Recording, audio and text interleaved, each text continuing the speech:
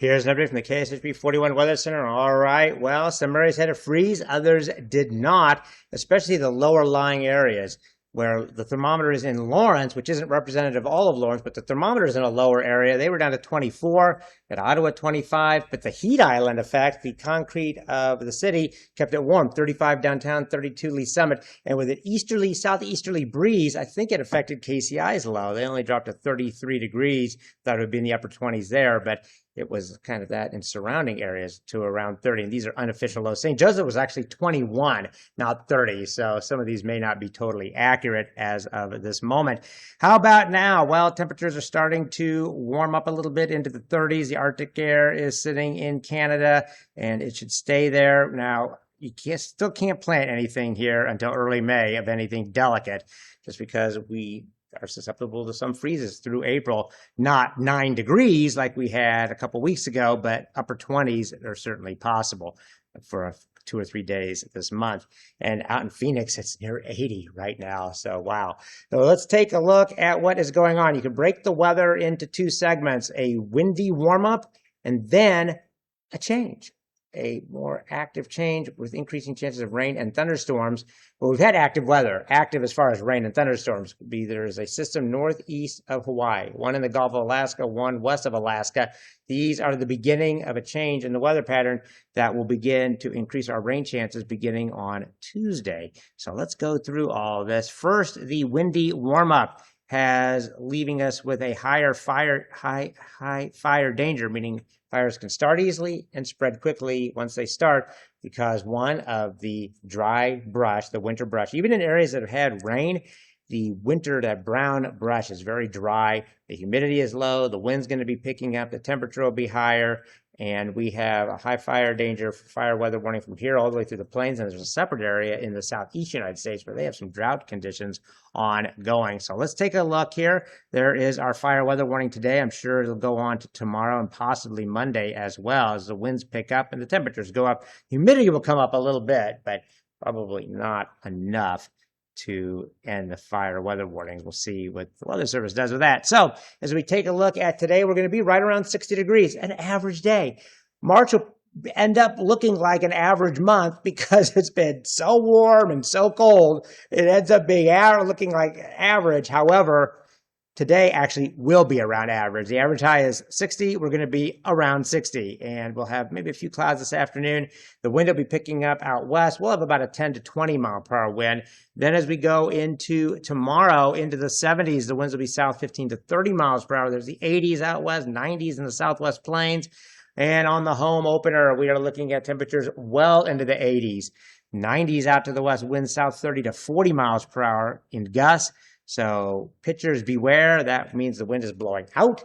The warmer air is lighter, less dense. It can carry the ball. So a little bit of humidity will help. And all of the fences are 10 feet closer too. So it'll be interesting to see how many balls fly out of the K on Monday.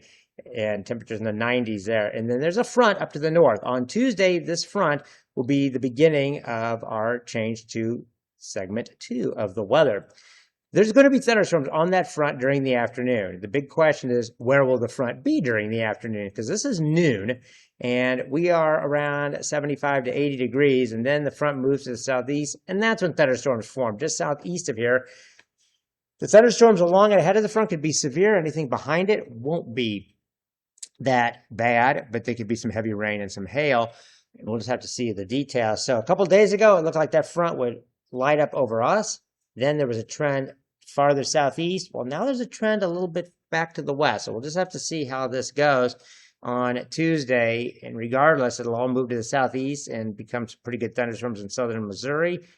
Then off to the east. And then the second system gets going on Wednesday. You see rain forming to south. Oh, yeah, that's snow in Nebraska. We're not going to see snow, but this system is going to be a little bit colder of a system, which is good. That would limit the severe threat, and we could just get some beneficial rain as is. And this front is the beginning of 2 or 3 systems, the second one coming in later Wednesday. So the rain with the front right now looks to be just a trace to a ½ inch here and a half to 1 or even 2 inches southeast of here, maybe clipping the southeast viewing area They're way down there near Sedalia, maybe Iola as well. But that band could be farther west. Now, this is as of Wednesday, but when you add in all the systems into next weekend, and it does look like at the moment the storms will be out of here by Easter Sunday, but we'll have to keep an eye on that. Look at the rain by the 6th of April.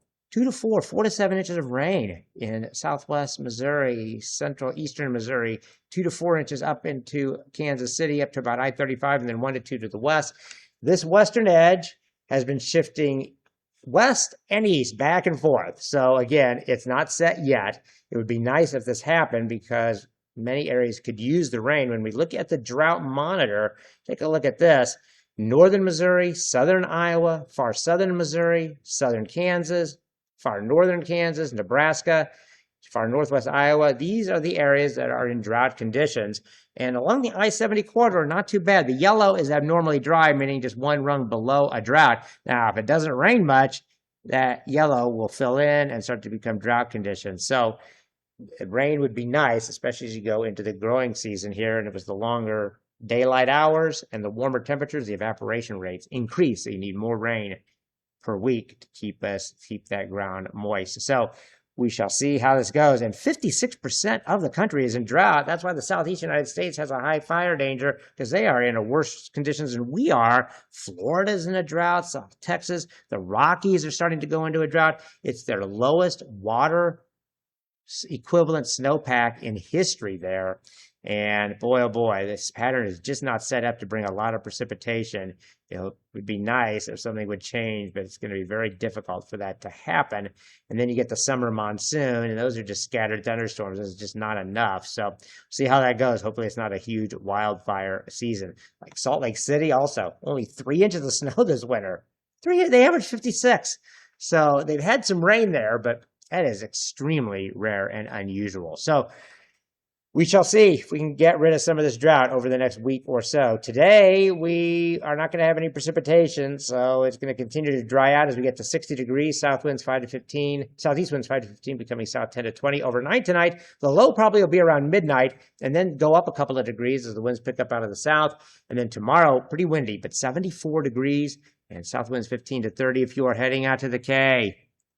Pitchers beware, tailgaters beware. Keep the plasticware, the plates, and all that stuff from blowing around, because for tailgating, noon to 3 will get up to 75 to 80. Partly cloudy, south winds 15 to 30, and then during the game, south 15 to 30, gusting to even 40 miles per hour, 84 to 87 degrees, and we'll have filtered sunshine, meaning the sun will be shining through some high clouds, and even there'll be a few mid-level clouds as well. And on the Super 10-day forecast, well, you can see that we have 60 on Saturday, 74 on Sunday, 85 Monday, and there's those rain chances Tuesday through Saturday. These are not all-day rains, but we could definitely use it. And if you see also 55 Wednesday, 53 Thursday, those are cooler days. The cooler it is, the less threat of severe weather. And also, right now, we have Easter Sunday dry. We'll continue to watch that, as if this moment it still looks like it's going to be dry, but a little chilly there for the Easter egg hunts during the morning. But again, active weather pattern, things can change. We'll keep an eye on it. Have a great weekend. Stay healthy.